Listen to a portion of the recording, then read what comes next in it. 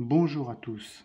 Après 11 semaines à utiliser l'Asus Zenfone 3, il m'est désormais temps de vous partager mon ressenti plus complet que ce que je vous ai proposé auparavant. Comme je vous l'avais dit dans la vidéo de son unboxing, le design du Zenfone 3 est plutôt réussi. D'ailleurs, c'est un appareil qui tient très bien en main, avec une accessibilité pour les boutons de volume, bouton de mise en veille, mais aussi pour le détecteur d'empreintes afin de déverrouiller votre appareil. Seule chose, c'est l'arrière qui est en verre et très glissant. Pour cela, je vous encourage à lui acheter une coque en silicone ou un étui. Pour ma part, j'ai opté pour l'étui officiel Asus, disponible en grande surface et que je vous présenterai très bientôt. Le Zenfone 3 est donc proposé en priorité pour la photo. Donc pour cela, il tient ses promesses avec son capteur 16 mégapixels arrière et 8 avant. Il vous proposera donc de très bons clichés pour un appareil justement de sa gamme.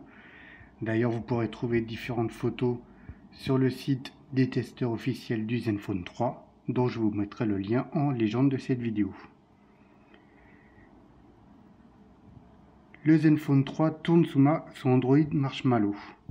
Rassurez-vous, Android Nougat sera proposé très bientôt, même si pour le moment, Asus a préféré bloquer la mise à jour.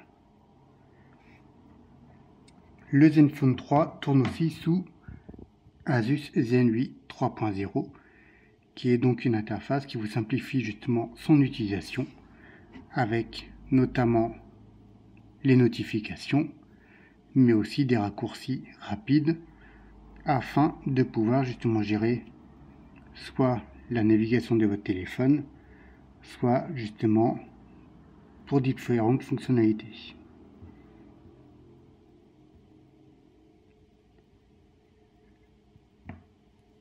Asus Zenui vous propose aussi justement de regrouper vos applications, cela intelligemment. Donc c'est elle-même justement qui vous proposera de lier vos applications dans des groupes qu'elle vous prédéfinira. Vous y avez aussi des applications maison, telles que l'assistant audio,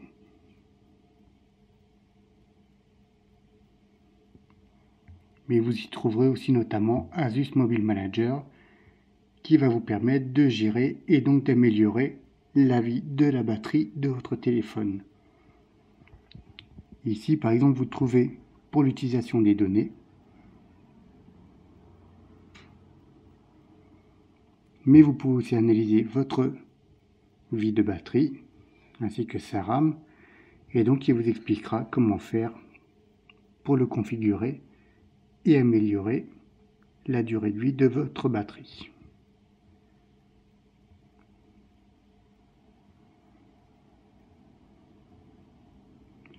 Question autonomie, l'Asus tient bien ses promesses. Et par exemple, pour moi, en fait, j'utilise énormément j'ai 4 boîtes mail, j'utilise énormément Instagram, ainsi que d'autres réseaux sociaux tels que Twitter, Facebook, Twitch. J'utilise aussi cet appareil comme lecteur MP3, je fais beaucoup de recherches sur Internet. Et en plus, mon appareil est lié en constamment avec mon Pebble Smartwatch et il me tient facilement la journée. Alors 7 pour certains, c'est peu, mais c'est quand même mieux justement que même des appareils haut de gamme proposés par la concurrence. Le seul hic reste la qualité audio du haut-parleur, qui est pour ma part assez faible et qui a du mal justement à gérer quelques sons.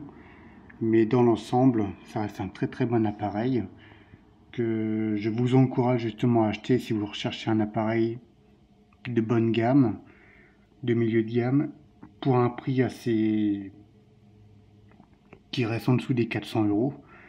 Donc vous pouvez l'acheter sans problème et donc l'utiliser tout simplement et assez rapidement.